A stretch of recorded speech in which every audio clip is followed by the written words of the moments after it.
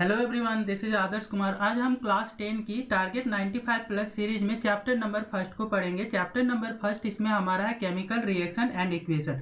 इस चैप्टर में हम केमिकल रिएक्शंस के बारे में जानेंगे कि केमिकल रिएक्शन क्या होते हैं और केमिकल रिएक्शन को लिखने के लिए जो इक्वेशंस का यूज किया जाता है, केमिकल इक्वेशंस क्या होते हैं उसके बारे में भी डिटेल में जानेंगे।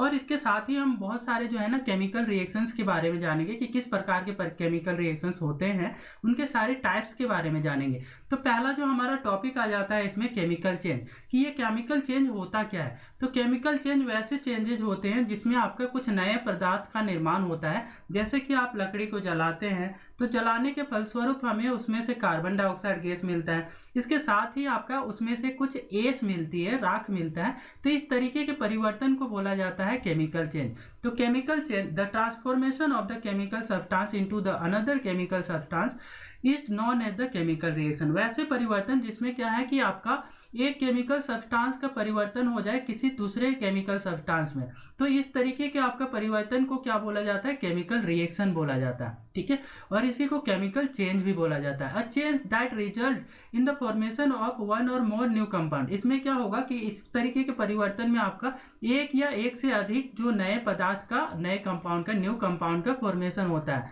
Chemical changes are also known as chemical reactions. इनको क्या बोलते हैं, केमिकल रिएक्शंस भी बोलते हो केमिकल चेंज को। इन केमिकल चेंज क्या क्या चीजें आपको एक केमिकल रिएक्शंस में आपको देखने को मिलेगा। और new substance is produce during the chemical reaction. आपको केमिकल रिएक्शन होने के बाद में एक नया सब्सटेंस मिलेगा।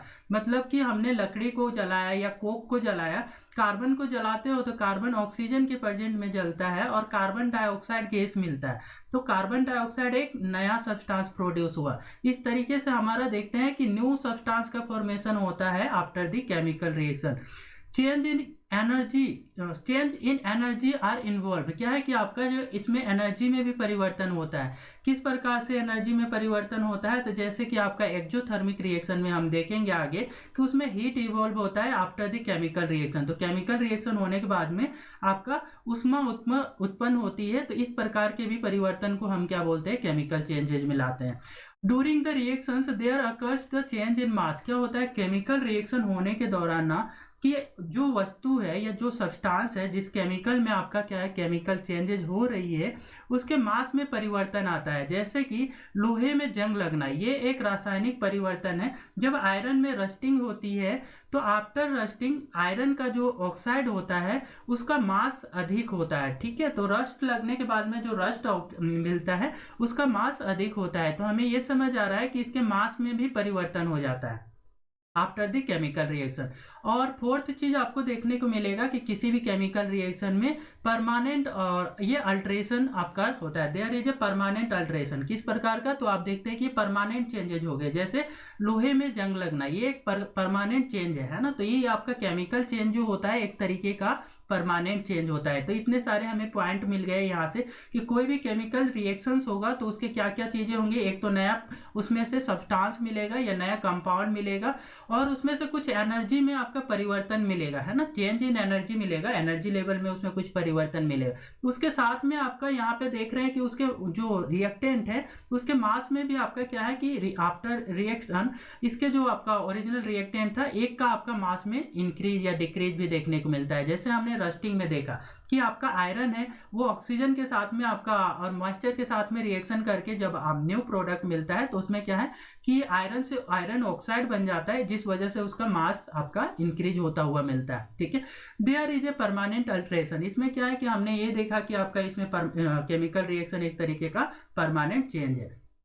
एग्जाम्पल में लेते हैं कुकिंग ऑफ फूड। जैसे हम कुकिंग करते हैं तो उसमें खाने का क्या होता है कि वो एक परमानेंट चेंज है। उसको हम खाना बना लेने के बाद में वापस से उसको रिटर्न नहीं हम चावल में कन्वर्ट कर सकते, राइस में कन्वर्ट नहीं कर सकते। Because of this reason this kind of the change is permanent change and we will consider it as a chemical change. हम इसको क्या मानेंगे कि ये आपका जो है ना cooking of food is a chemical change. Rusting of iron, iron लोहे में जंग लगना, ये क्या है कि ये भी एक परमानेंट चेंज है। तो ये भी आपका क्या होता है कि आयरन है ऑक्सीजन के प्रेजेंट में और मॉइस्चर की प्रेजेंट में इसमें रस्ट आ जाती है, ये आयरन ऑक्साइड्स में आपका कन्वर्ट हो जाता है। तो इसी को आपका रस्टिंग ऑफ आयरन भी बोला जाता है। ठीक है, तो ये एक परमानेंट चेंज है, ये भी केमिकल रिएक्शन है। इसके साथ में heating of the lead nitrate, ठीक है। लेड नाइट्रेट को भी आप क्या करते हो, हीट करते हो, तो ये भी आपका परमानेंट चेंज है। सॉरिंग ऑफ मिल्क, मिल्क का खट्टा हो जाना, दूध का दही में बदल जाना, सॉरिंग ऑफ मिल्क, ये भी आपका एक परमानेंट चेंज है और ये भी आपका एक केमिकल चेंज भी है। रैपनिंग ऑफ फ्रूट, फ्रूट का पक जाना, कोई भी फल है उसके पक जाना, ये भी एक प्रकार का आपका परमानेंट चेंज है, साथ ही ये भी एक प्रकार का आपका केमिकल चेंज है या केमिकल रिएक्शंस इसमें इन्वॉल्व है। Rusting of the iron is a chemical change, ये आपका रस्ट लगना ना, लोहे में रस्ट लगना, ये आपका एक परमानेंट चेंज है। कैसे, तो इसको आपका देखते हैं कि इसको हम रिवर्स नहीं कर सकते, इसलिए ये परमानेंट चेंज है। और इसको केमिकल चेंज भी बोला जाता है कि इसमें क्या हुआ है कि आपका जो ऑक्सीजन था और मॉइस्चर का H2O जो था वो आयरन के साथ में रिएक्शन करके इसका आयरन ऑक्साइड बना देते हैं और substance iron oxide is created, rust होने के बाद में आयरन ऑक्साइड बन जाता है। As iron rust it undergoes a chemical transition, इसमें क्या हो रहा है कि आयरन का Fe का आपका ये ट्रांजिशन हो रहा है और ये आयरन ऑक्साइड में कन्वर्ट हो जा रहा है। ये कैसे हो रहा है, तो बाय द केमिकल प्रोसेस। जो मॉडिफिकेशन इज ए परमानेंट, ये जो मॉडिफिकेशन है आपका कि आयरन का कन्वर्ट हो जाना into the iron oxide, this is a permanent in nature, ये क्या है आपका परमानेंट नेचर का होता है, मतलब कि हम इसको वापस से आयरन में कन्वर्ट नहीं कर सकते हैं। The article now has rust layer, ये क्या है कि आपका जो भी आर्टिकल है, मतलब लोहे का कोई एक टुकड़ा है, लोहे के टुकड़े में आपका क्या जंग लग जाता है, तो उसके ऊपर वाले सरफेस में जो है कि आपका जो जंग लग जाता है वो पील ऑफ हो जाती है। पील ऑफ मतलब कि वहां से बोल सकते हैं कि टूट टूट के गिरने लगती है। तो इस प्रकार से आपका जो चेंजेस यहाँ पे देखने को मिल रहा है ये एक परमानेंट आपका चेंज है। When rust forms, आपका जब भी रस्ट बनता है, the mass of the object increases, तो इस वजह से क्या होता है कि रस्ट होने लगने के कारण से इसका मास में आपका इंक्रीज हो जाती है। और shift in energy has occurred, इसके साथ ही आपका क्या होता है एनर्जी में भी आपका शिफ्टिंग देखने को मिलता है। विच मेट नोट बी विजिबल, क्या है कि ये एनर्जी में जो बदलाव हो रहा है वो आपका क्या है कि देखने को तो हमें क्या है कि ऑब्जर्व करेंगे तो ये एनर्जी तो उस तरीके से देखने से हम विजिबल नहीं होता है, ठीक है, लेकिन ये इंटरनली आपका क्या होता है इसके एनर्जी में चेंजेज आते हैं। In a chemical reaction a new substance is formed, ये केमिकल रिएक्शन में क्या होता है एक नया सब्सटेंस बनता है, which is completely different in properties from the original substance. ये नया सब्सटेंस जो बना आयरन ऑक्साइड, उसमें आपका क्या है कि आपका ये कम्प्लीटली आयरन से डिफरेंट प्रॉपर्टी पोजेज करेगा। तो in chemical reaction a chemical change takes place, इसी वजह से हम बोलते हैं कि एक केमिकल रिएक्शन में क्या होता है केमिकल चेंजेज होती है जो कि एक परमानेंट काइंड ऑफ चेंज है। Only rearrangement of the atoms takes place in a chemical reaction, इसमें होता क्या है कि आपका रीअरेंजमेंट ऑफ एटम्स होता है। तो इसको समझते हैं कैसे रीअरेंजमेंट ऑफ एटम्स है, तो ये हमारा एक एग्जांपल है। मैग्नीशियम जब आपका रिएक्शन करता है ऑक्सीजन के साथ में in the presence of the heat, जब इसको हीट सप्लाई की जाती है तो ये मैग्नीशियम ऑक्साइड में कन्वर्ट हो जाता है। तो ये आपका एक केमिकल चेंज है। इसमें क्या हो रहा है, तो इसमें बस ऑक्सीजन है, ऑक्सीजन यहाँ पे आकर के अटैच हो जा रहा है ऑक्सीजन मैग्नीशियम के साथ में, and it is forming magnesium oxide. तो ये आपका क्या हो रहा है कि ऑक्सीजन एटम ने प्लेस चेंज करके कहाँ चला गया, ये ऑक्सीजन Mg के साथ में मैग्नीशियम के साथ में जाके अटैच हो गया। इस तरीके से आपका क्या है कि हमारा यहाँ पे बदलाव देखने को मिल रहा है। और यहाँ पे जो है कि इस साइड वाले जितने होते हैं लेफ्ट हैंड साइड में, इनको रिएक्टेंट बोलते हैं। जो भी केमिकल रिएक्शन में आपका पार्ट लेने वाले सब्सटेंस होते हैं, जैसे यहाँ पे केमिकल रिएक्शन में जो पार्ट लेने वाले सब्सटेंस है वो कौन है, मैग्नीशियम और ऑक्सीजन, इनको आपको रिएक्टेंट बोलेंगे। एंड आफ्टर द रिएक्शन जो न्यू सब्सटेंस आपका फॉर्म हो रहा है that is called the product. तो magnesium oxide would be here product. Before burning in air, magnesium ribbon is cleaned by the rubbing with the sandpaper. ये क्या है कि आपका मैग्नीशियम को आपने जलाने से पहले हम क्या करते हैं, इसको मैग्नीशियम को सैंड पेपर से पहले उसको रब कर लेते हैं, सो दैट उसमें से बाहर का लेयर में से किसी टाइप का इम्प्योरिटीज उसमें जमा हो गई हो जो जलने के लिए आपका ऑब्स्टेकल क्रिएट करेगी, तो वो सारी चीजें जो है ना वहां से हट जाए, वो इम्प्योरिटीज वहां से हट जाए और मैग्नीशियम आसानी से जल सके, ठीक है। This is done to remove the protective layer of the basic magnesium carbonate from the surface of the magnesium ribbon. क्या होता है कि मैग्नीशियम रखे रखे ना इसमें आपका मैग्नीशियम कार्बोनेट का लेयर आपका जम जाता है, तो उस मैग्नीशियम कार्बोनेट के लेयर को जब तक हम हटाएंगे नहीं ना तब तक से ये क्या होगा, जलेगा नहीं। तो इस वजह से हम क्या करते हैं, सैंड पेपर का यूज करके पहले इसको क्लीन कर लेते हैं, उसके बाद में इसको जलाते हैं, सो दैट क्या मैग्नीशियम रिबन जो है आसानी से जो है ऑक्सीजन के प्रेजेंट में ये जले, मतलब हीट सप्लाई करने पे, स्पार्क देने पे ये जले। तो ये आपका एक तरीके का आपका क्या है, कंबशन रिएक्शन से है ना, कंबशन हो रहा है, तो इसको हम क्या बोल सकते हैं कि ये आपका combustion is a kind of chemical reaction. तो ये हमारा यहाँ से कंबशन का डेफिनेशन भी समझ में आ जाता है, उसके साथ में हमें ये भी समझ में आता है कि कंबशन क्या है, ये आपका एक केमिकल रिएक्शन में इंक्लूड होगा। रिएक्टेंट क्या होते हैं, तो रिएक्टेंट वो सब्सटेंस जो केमिकल रिएक्शन में पार्ट लेते हैं। जैसे कि यहाँ पे देख रहे थे लेफ्ट हैंड साइड वाले जो होते हैं, कोई भी रिएक्शन में आपका एरो के लेफ्ट हैंड साइड वाले जो होते हैं वो आपके रिएक्टेंट होते हैं। यहाँ पे आपका रिएक्टेंट कौन था, मैग्नीशियम और ऑक्सीजन दोनों रिएक्टेंट है। और राइट हैंड साइड में जो होता है मैग्नीशियम ऑक्साइड, यहाँ पे नया जो सब्सटेंस मिला है ये प्रोडक्ट कहलाता है। तो ये हमारा रिएक्टेंट क्या है, the substance which take part in the chemical reaction are called the reactant. वो सब्सटेंस जो केमिकल रिएक्शन में पार्ट लेते हैं इन्हीं को आप क्या बोलते हो, इनको रिएक्टेंट बोलते हैं। यहाँ पे एक रिएक्टेंट जो है आपका मैग्नीशियम है एंड ऑक्सीजन है। अब प्रोडक्ट की बात करें कि प्रोडक्ट किनको बोलेंगे, new substance formed after a chemical reaction is called the product. ठीक है, एक नया सब्सटेंस जो आपका केमिकल रिएक्शन के बाद में मिल रहा है, क्या मिल रहा है, तो यहाँ पे मैग्नीशियम ऑक्साइड मिल रहा है। ठीक है, इस नए सब्सटेंस को आप प्रोडक्ट बोलते हो।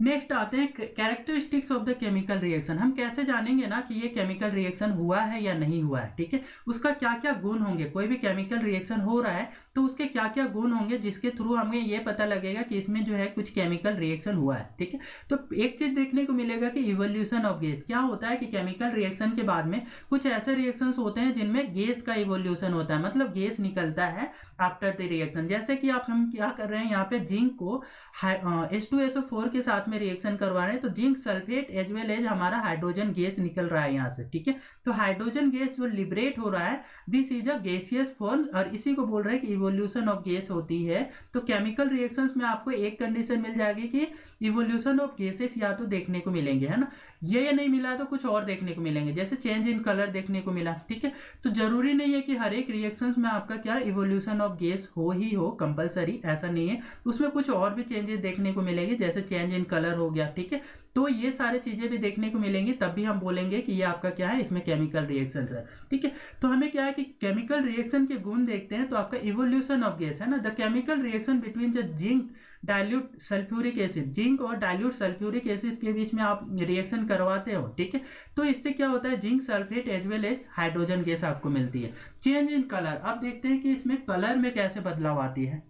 The chemical reaction between the citric acid and the purple color potassium permanganate solution is characterized by a change in the colour from the purple to colourless. क्या होता है कि आप पोटेशियम परमैंगनेट को जब सिट्रिक एसिड के साथ में रिएक्शन करवाते हो तो इसमें आपका पहले तो पोटेशियम परमैंगनेट का कलर पर्पल होता है, ये पर्पल कलर से कैसा कन्वर्ट हो जाता है आफ्टर रिएक्शन, ये कलरलेस हो जाता है। ठीक है, तो पोटेशियम परमैंगनेट को जब सिट्रिक एसिड से आपने रिएक्शन करवाया तो आपको देखने के मिल रहा है यहाँ से कि पहले से पोटेशियम परमैंगनेट जो पर्पल कलर का था, after the reaction its colour has been now change into the colourless. ठीक है, इसका कलर क्या हो गया, ये आपका कलरलेस में कन्वर्ट हो गया, इसकी कलर रही नहीं। ठीक है, तो ये आपका क्या, इसमें भी आपका यहाँ पे हमें क्या देखने को मिला, चेंज इन कलर देखने को मिला। जब चेंज इन कलर देखने को मिल रहा है तो भी ये आपका एक केमिकल रिएक्शन है। The reaction between the sulphur dioxide gas and the acidified potassium dichromate, जो पोटेशियम डाइक्रोमेट है उसके साथ में आपका सल्फर डाइऑक्साइड गैस को रिएक्शन करवाते हो तो इसमें क्या, by the change in the colour orange to green, तो आपका जो आपका पोटेशियम डाइक्रोमेट का जो कलर आपका ऑरेंज था वो कन्वर्ट होकर के किसमें हो जाएगा, ग्रीन कलर में हो जाता है। तो डायरेक्टली आपको बोर्ड में पूछा जाएगा कि आपका after the reaction of the potassium dichromate का रिएक्शन सल्फर डाइऑक्साइड के से होने के बाद में इसका कलर कौन से कलर का हो जाता है, तो पहले ये ऑरेंज कलर का होता है, after the reaction it converted into the green colour. तो हमें ये कलर याद रखनी है कि आफ्टर द रिएक्शन आपका पोटेशियम डाइक्रोमेट का कलर कैसा हो रहा है, तो ग्रीन हो रहा है। इन द सेम वे इससे पहले वाले में पोटेशियम परमैंगनेट का जो कलर था पहले पर्पल था वो कलरलेस में कन्वर्ट हो जाता है आफ्टर द रिएक्शन। ये चेंज इन कलर में हमें याद रखनी है। इसके साथ में देखते हैं कि change in state of the substance, substance के जो स्टेट है ना, फिजिकल स्टेट, उसमें भी बदलाव देखने को मिलता है। जैसे सॉलिड है तो वो लिक्विड में कन्वर्ट हो जाता है, लिक्विड है तो गैसियस स्टेट में कन्वर्ट हो जाता है, तो कुछ ऐसे बदलाव भी देखने को मिलते हैं। या फिर ऐसा है कि लिक्विड है तो आपका सॉलिड स्टेट में प्रेसिपिटेट के फॉर्म में देखने को मिलता है। तो इस तरीके के बदलाव भी आपको देखने को मिलते हैं after the chemical reaction. This is also the characteristics of the chemical reaction. ठीक है, ये भी आपका क्या है, गुण में से आ जाएगा आपका केमिकल रिएक्शन का। Change in state of the substance, substance की स्टेट में आपको परिवर्तन देखने को मिलती है। The substance reaction, the combustion reaction of the candle wax is characterized by a change in the form of the solid state to liquid and the gas. क्या है कि आपका केमिकल रिएक्शन जो होता है वेक्स का, है ना, कैंडल को जलाते हो, कैंडल को जलाते हो तो कैंडल कैसा होता है, सॉलिड स्टेट में होता है। आफ्टर द बर्निंग क्या होता है कि थोड़े देर के लिए वो लिक्विड में कन्वर्ट होता है, उसके बाद में वो गैसियस स्टेट में आपका कन्वर्ट हो जाता है ना। और क्या बनाता है आपका after the combustion liquid at room temperature. आपका देखते हैं कि क्या होता है कि वाटर जो होती है ना, कि नॉर्मल टेम्परेचर पे उसमें जो आपका इसको जला रहे होते हैं तो आपका क्या होता है, वेक्स जो होता है सॉलिड होता है वैसे तो, ठीक है। Water is formed by the combustion, जब इसको जलाते हो तो किसमें कन्वर्ट हो जाता है, वो आपका लिक्विड में कन्वर्ट हो जाता है, वाटर फॉर्मेशन होती है वेक्स से, ठीक है।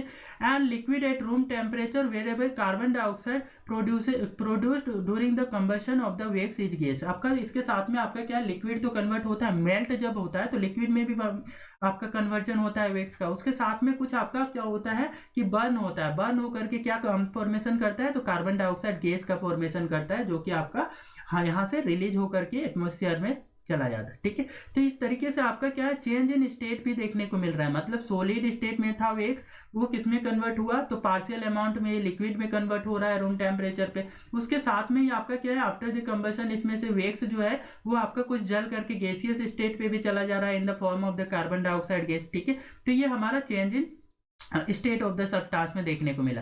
चेंज इन टेम्परेचर की बात करें तो आपका क्या होता है, जैसे अभी वेक्स को ही जलाए थे तो after the burning what we are getting here, तो यहाँ से आपका इसका टेम्परेचर में भी इंक्रीज देखने को मिलता है। तो टेम्परेचर में आपका ड्यूरिंग द केमिकल रिएक्शन आपका टेम्परेचर में बढ़ोतरी या फिर कमी देखने को मिलेगी, ठीक है। तो ये भी आपका क्या है, change in temperature, it is also a characteristics of the chemical reaction. तो इसी प्रकार से एक हमारा एग्जाम्पल है कि जब आप स्लेक्ट लाइन को, मतलब स्लेक्ट क्विक लाइन को आप वाटर में पुट करते हो तो इससे स्लेक्ट लाइन की फॉर्मेशन होता है। Quick lime is what, calcium oxide, ठीक है। तो कैल्शियम ऑक्साइड CaO को जब पानी में से H2O के साथ रिएक्शन करवाते हो तो स्लेक्ट लाइम की फॉर्मेशन होता है, दैट मीन्स कैल्शियम हाइड्रोक्साइड की फॉर्मेशन होता है, CaOH ट्वाइस, ठीक है। तो आपका क्या है कि आपका slaked lime is CaOH twice, ठीक है, कैल्शियम हाइड्रोक्साइड, इसका फॉर्मेशन होता है। इसके साथ ही साथ क्या होता है कि हीट भी रिलीज होता है, हीट रिलीज हो रहा है, तो इस वजह से बोलेंगे क्या, चेंज इन टेम्परेचर, है ना। इनिशियली तो इसमें आपका कोई आपका टेम्परेचर हमने दिया नहीं था, but after the reaction we are getting increase in the temperature, ठीक है। हमें क्या मिल रहा है, इसकी टेम्परेचर में बढ़ोतरी मिल रही है, ठीक है। तो ये आपका बोल सकते हैं कि during the chemical reaction there is also change in the temperature, ठीक है। The chemical reaction between the zinc granules and the dilute sulphuric acid is also characterized by the change in the temperature which is the rise in the temperature. आपका क्या मिल रहा है, zinc granules को dilute sulphuric acid में आप डालते हो, जिंक के जो छोटे छोटे चूर्ण है उनको क्या करोगे, सल्फ्यूरिक एसिड में आप डालते हो, डाइल्यूट सल्फ्यूरिक एसिड में डालना है, ठीक है। तो आपको क्या मिलेगा, यहाँ से भी आपको चेंज इन टेम्परेचर मिलेगा, है ना। वो टेम्परेचर में क्या होता है, तो इसमें रिएक्शन के कारण से देखोगे इसकी टेम्परेचर में इंक्रीज होती है, राइज इन टेम्परेचर देखने को मिलेगा, ठीक है। फॉर्मेशन ऑफ प्रेसिपिटेट मतलब क्या होता है, तो प्रेसिपिटेट वैसे सब्सटेंस जो आपका आफ्टर द रिएक्शन ना किसी भी वेसल या जिस चीज में आपका ये रिएक्शन हो रहा है उसमें बॉटम में सेटल डाउन हो जाए तो उनको बोला जाता है आपका प्रेसिपिटेट, ठीक है। तो यहाँ पे हम जैसे लेते हैं कि आपका बेरियम क्लोराइड है, जब H2SO4 के साथ में रिएक्शन करता है तो ये बेरियम सल्फेट और HCl बनाता है। इसमें से बेरियम सल्फेट जो होता है, जो कंटेनर होगा, कंटेनर के आपका बॉटम में जाके सेटल हो जाता है in the form of precipitate, ठीक है। तो ये प्रेसिपिटेट ये सब्सटेंस होते हैं जो आपका सॉलिड स्टेट पे बॉटम में जाके सेटल हो जाते हैं, ठीक है। तो ये आपका the chemical reaction between the sulphuric acid and the barium chloride solution is characterized by the formation of the white precipitate, ठीक है। कैसा प्रेसिपिटेट मिल रहा है यहाँ पे, आपका बेरियम सल्फेट का व्हाइट प्रेसिपिटेट मिल रहा है। जब आप इसको बेरियम क्लोराइड को H2SO4 के साथ में सल्फ्यूरिक एसिड के साथ में रिएक्शन करवाते हो तो आपको barium sulphate in the form of the precipitate, वो भी व्हाइट प्रेसिपिटेट मिल रहा है, इसके साथ में आपको HCl मिल रहा है, ठीक है। तो ये हमारा क्या हो गया, फॉर्मेशन ऑफ प्रेसिपिटेट भी होता है eight the time of the chemical reaction. This is also a characteristics of the chemical reaction. What is a chemical equation? Chemical equation होता क्या है इसको समझते हैं।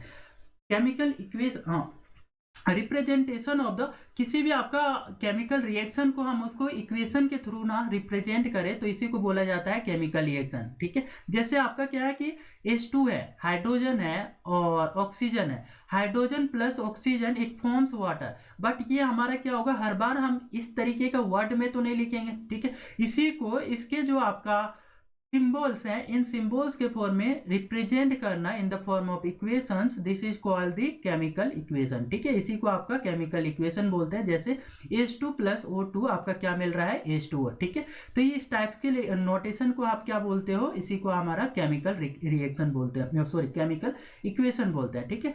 Representation of the chemical reaction using the symbol formula of the substance is called the chemical equation, ठीक है। इसी को आप क्या बोल रहे हो, केमिकल इक्वेशन का बोल रहे हो। रिप्रेजेंट करना किसी भी केमिकल रिएक्शंस को with the help of the symbols and formula, है ना, सिंबल और फॉर्मूले की हेल्प से आप रिप्रेजेंट करते हो, तो इसी को आप बोलते हो केमिकल इक्वेशन। और ये केमिकल इक्वेशन जैसे मैं यहाँ पे एग्जांपल में लिया था H2 प्लस O2 H2O, ठीक है। तो ऐसे मैं सिंबॉलिक फॉर्म में ले लूँ, A प्लस B को आप रिएक्ट करवाते हो, A और B को, दीज आर द रिएक्टेंट, क्योंकि आपके रिएक्टेंट क्या होते हैं, वो जो केमिकल रिएक्शन में पार्ट लेते हैं। तो यहाँ पे the substance which are taken as reactant is A and B, after the reaction we are getting the product C plus D, है ना। तो हमें क्या मिल रहा है, C और D दो प्रोडक्ट मिल रहे हैं यहाँ से, ठीक है। तो इस तरीके से हमारा क्या हो गया कि यहाँ से देखने को मिल रहा है कि जब सिंबॉलिक रिप्रेजेंटेशन होती है तो इसी को हम बोलते हैं chemical equation. In this equation A and B are called the reactant and the C and D are called the product. इस इक्वेशन में ना A और B को क्या बोलते हो आप, इधर वाले लेफ्ट हैंड साइड का जो केमिकल रिएक्शन में पार्ट ले रहे हैं उनको रिएक्टेंट बोलते हो, और जो आफ्टर द रिएक्शन जो मिल रहा है उसको हम क्या बोलते हैं, प्रोडक्ट बोलते हैं, ठीक है। और यहाँ पे आपका एग्जाम्पल में बता रखा है कि जब आप H2O को, हाइड्रोजन को और ऑक्सीजन का रिएक्शन करवाते हो तो क्या मिलता है, यहाँ से H2O मिलता है। तो उसको ऐसे वर्ड के फॉर्म में लिखना हो तो hydrogen plus oxygen is equal to H2O, but इसी को आपका सिंबल के फॉर्म में लिखनी है तो कैसे लिखेंगे, H2 plus O2 this is H2O, after reaction we are getting H2O, this is called the chemical equation. The chemical equation is the way of to represent the chemical equation in chemical reaction in concise and informative way। क्या होता है कि chemical reactions को chemical equation के form में हम concise वे में और इंफॉर्मेटिव वे में अच्छे तरीके से, मतलब शॉर्ट फॉर्म में आपके क्या है, आसानी से इसको लिख सकते हैं। हर जगह पे वर्ड में लिखना ये हमारे लिए बहुत ही लेंदी आपका सिचुएशन होगी। Because of this reason scientist have created to represent this chemical reaction in the form of the symbols, this is called the chemical equation। Now chemical equation can be divided into the two types। इसको हम दो types के chemical equations में divide कर सकते हैं। One is the balanced chemical equation and second one is unbalanced chemical equation, ठीक है। तो आपका बैलेंस्ड केमिकल इक्वेशन क्या होते हैं, तो वैसे केमिकल इक्वेशन जिसमें आपका रिएक्टेंट के साइड में जितने एटम्स होते हैं, number of atoms in the reactant side is equal to number of atoms in the product side, then this is called the balanced chemical equation, ठीक है। तो हमारा क्या है कि आपका केमिकल, यहाँ पे देखते हैं जिंक आपका रिएक्टेंट के साइड में कितने हैं, लेफ्ट हैंड साइड में एक है, इधर देखिए राइट हैंड साइड में प्रोडक्ट के साइड में एक है। इसी टाइप से आपका देख रहे हैं कि हाइड्रोजन कितना है यहाँ पे, तो हाइड्रोजन के दो एटम रिएक्टेंट के साइड में है, दो आपका प्रोडक्ट के साइड में। सेम वे में आपका क्या है कि SO4 सल्फर कितना है आपका, एक है रिएक्टेंट के साइड में, तो हमारा यहाँ पे भी आपको एक देखने को मिलता है आपका प्रोडक्ट के साइड में। और यहाँ पे ऑक्सीजन 4 है तो आपका प्रोडक्ट के साथ में भी 4 देखने को मिलता है। तो इस तरीके से जितने एटम्स हमारा रिएक्टेंट के साइड में है उतने ही एटम्स आपके क्या है, पर्टिकुलर एलिमेंट का प्रोडक्ट के साइड में भी है। तो इस टाइप के जो इक्वेशंस होती हैं उनको आपको बैलेंस्ड केमिकल इक्वेशंस बोला जाता है। और ये बैलेंस केमिकल इक्वेशन को बैलेंस करना क्यों जरूरी है, तो हमने क्या है कि according to the law of conservation of mass, mass के कंजर्वेशन के अकॉर्डिंग हमने क्या पढ़ रखा है, mass according to the law of conservation of mass, law of conservation of mass बताता है कि mass neither can be created nor be destroyed. क्या है कि मास को ना ही क्रिएट किया जा सकता है और ना ही डिस्ट्रॉय होती है during the chemical reaction. To obey this law the total mass on the element in the present in the reactant must be equal to the total mass in the product side. क्या है कि जितना मास आपका reactant के side में होगा उतना ही मास आपका प्रोडक्ट के साइड में भी होना चाहिए। ये हमारा किसके अकॉर्डिंग बोला जा रहा है, तो according to the law of conservation of mass, ठीक है। इस वजह से जो है कि हमारा केमिकल इक्वेशंस को बैलेंस करना जरूरी होता है, ठीक है। तो कभी भी इक्वेशन को नोट करेंगे तो हम क्या करेंगे, बैलेंस्ड फॉर्म में नोट करेंगे। नेक्स्ट आ जाते हैं अनबैलेंस्ड केमिकल इक्वेशन, ठीक है। अनबैलेंस्ड केमिकल इक्वेशंस में क्या होंगी, the number of atoms in the reactant side would not be equal to number of atoms in the product side, ठीक है। तो आपका क्या है, जैसे आयरन इधर हमारा 1 है, इधर कितने हैं, 3 है। आयरन के 3 एटम्स है प्रोडक्ट के साइड में, रिएक्टेंट के साइड में आपका 1 है। सेम वे में हम देख रहे हैं कि हाइड्रोजन कितना है, तो यहाँ पे आपका रिएक्टेंट के साइड में 2 है, प्रोडक्ट के साइड में 2 है। ऑक्सीजन क्या है, रिएक्टेंट के साइड में 1 है, प्रोडक्ट के साइड में 4 है। मतलब कि हम देख रहे हैं कि यहाँ पे आयरन एज वेल एज जो हमारा ऑक्सीजन है ये आपका बैलेंस नहीं है, ठीक है। तो आयरन और ऑक्सीजन आपका बैलेंस नहीं होने के कारण से इस इक्वेशन को हम क्या बोलेंगे, अनबैलेंस्ड केमिकल इक्वेशन, ठीक है। तो अनबैलेंस्ड केमिकल इक्वेशन को हमें बैलेंस भी करना होगा। तो how to balance this unbalanced chemical equation, तो हम इसके बारे में समझते हैं, बैलेंसिंग केमिकल इक्वेशन, ठीक है। तो बैलेंस करने का तरीका ये है कि पहले जो आपका केमिकल रिएक्शन के थ्रू जो मिल रहा है उसी का इक्वेशन नोट कर लें। तो ये हमें यहाँ से ये मिल गया Fe प्लस H2O, आयरन और H2O का रिएक्शन करवाया तो आपको मिल रहा है यहाँ पे Fe3O4 प्लस H2। तो इसमें से हम पहले नोट करते हैं कि नंबर ऑफ एटम, इस तरीके का टेबल बना लेते हैं। बैलेंस करने का तरीका सीखेंगे अब, ठीक है, कि किस तरीके से हम जो केमिकल रिएक्शंस हैं उनको आपका बैलेंस कर सकते हैं। तो यहाँ पे हमने क्या किया कि जितने भी एलिमेंट जो है ना कि पार्ट ले रहे हैं एट दी केमिकल रिएक्शन, उन सबको क्या करेंगे, टेबल में पहले नोट कर ले। आयरन हो गया, हाइड्रोजन हो गया, ऑक्सीजन हो गया, तीनों को नोट कर ले। रिएक्टेंट के साइड में देखिए कि कितना आपका आयरन का एटम है, तो 1 है आयरन का एटम, तो हम क्या करेंगे, 1 लिख लेते हैं, ठीक है। हाइड्रोजन के कितने एटम्स हैं, तो 2 हैं, तो 2 लिख लेते हैं। इस सेम वे में ऑक्सीजन का कितना है, तो 1, तो 1 नोट कर लेंगे। इस तरीके से हम देख रहे हैं आफ्टर द प्रोडक्ट के साथ में क्या मिल रहा है, आफ्टर द रिएक्शन, तो आयरन के 3 एटम्स मिल रहे हैं, तो हम यहाँ पे नोट कर लेंगे 3, ठीक है। और ऑक्सीजन के कितने एटम्स मिल रहे हैं, 4 एटम मिल रहे हैं, तो ऑक्सीजन के सामने क्या नोट करेंगे, 4। और हाइड्रोजन के कितने हैं, तो 2, तो 2 नोट कर लेंगे। इसके बाद में हमें ये देखना है कि कौन सा एटम जो है जिसका नंबर सबसे ज्यादा है। तो सबसे ज्यादा हमारा यहाँ पे आपका ऑक्सीजन का है, in the side of the product, ठीक है। तो प्रोडक्ट के साइड में ऑक्सीजन सबसे ज्यादा है, तो हम क्या करेंगे, ऑक्सीजन को बैलेंस करने की कोशिश करेंगे, ठीक है। तो ऑक्सीजन को यहाँ पे आपका रिएक्टेंट के साइड में कम पड़ रहा है, तो रिएक्टेंट के साइड में हम क्या करेंगे, ऑक्सीजन को मल्टीप्लाई 4 से मल्टीप्लाई करेंगे। मतलब ये H2O जो है पूरे इक्वेशंस में आपका 4 से मल्टीप्लाई हो जाएगा। तो पहले हमें यही देखना है कि आपका जो है ना कि कौन सा जो एटम है जो आपका सबसे ज्यादा प्रेजेंट है ना। तो हमने देखा यहाँ पे ऑक्सीजन है, तो ऑक्सीजन में आपका प्रोडक्ट के साइड में 4 है, तो इसमें हम ट्राई करेंगे कि रिएक्टेंट के साइड में भी ये 4 हो जाए। तो इसलिए हम क्या करेंगे, इस वजह से हम क्या कर रहे हैं कि यहाँ पे 4 से मल्टीप्लाई कर देते हैं H2O को। जब हमने H2O को 4 से मल्टीप्लाई किया तो अब यहाँ पे हाइड्रोजन भी बढ़ गया, कितना हो गया, 4 2 जा 8। अब यहाँ पे देखिए कि इस साइड में रिएक्टेंट के साइड में कितने हाइड्रोजन हो गए हैं, 8। बट यहाँ पे प्रोडक्ट के साइड में कितने हैं, सिर्फ 2 हैं। तो इस पे अब बैलेंस करने पे जाएंगे कि अब यहाँ पे जो हाइड्रोजन है उसको भी बैलेंस करें। तो इसको कैसे करेंगे, इसको भी 4 से मल्टीप्लाई कर दें, ठीक है। तो अब हमारा जो हाइड्रोजन है और ऑक्सीजन है उनके नंबर सेम हो चुके हैं, 4 2 जा 8 हाइड्रोजन, यहाँ पे भी देखिए तो 4 2 जा 8 हाइड्रोजन। ऑक्सीजन की बात करें तो 4 1 जा 4, ठीक है, 4 ऑक्सीजन यहाँ पे हो गया। सेम वे में आपका जो है कि ऑक्सीजन यहाँ पे प्रोडक्ट के साइड में आपका 4 है, ठीक है। इस तरीके से आपका देख रहे हैं कि हमारा ऑक्सीजन जो है कि वो बैलेंस हो चुका है। अब टर्न है हमारा आयरन का, ठीक है। तो आप देखते हैं इस साइड में कितना है आयरन, 3 है ना, Fe3 है। तो अब 3 इधर भी आयरन करनी है, तो हम क्या करेंगे, यहाँ पे 3 से मल्टीप्लाई कर दें। तो in this way we are multiplying here 3। तो इस तरीके से हमने देखा कि आपका जो है कि हमारा ये इक्वेशन अब बैलेंस हो चुका है। जितना भी हमारा रिएक्टेंट के साइड में है उतना ही आपका नंबर ऑफ एटम आपको प्रोडक्ट के साइड में भी मिलेगा, ठीक है। तो इस तरीके से हम देख रहे हैं यहाँ पे टेबल में देखते हैं कि ये हमारा after the balancing equation we are getting this equation, है ना। तो हम बैलेंस करने के बाद में हम क्या मिल रहा है, हमें ये इक्वेशन मिल रहा है। देखते हैं तो आयरन के कितने हैं, तो रिएक्टेंट के साइड में आपका 3 हो गए, ठीक है। प्रोडक्ट के साइड में देखिए तो कितने हैं आयरन के एटम, 3 है।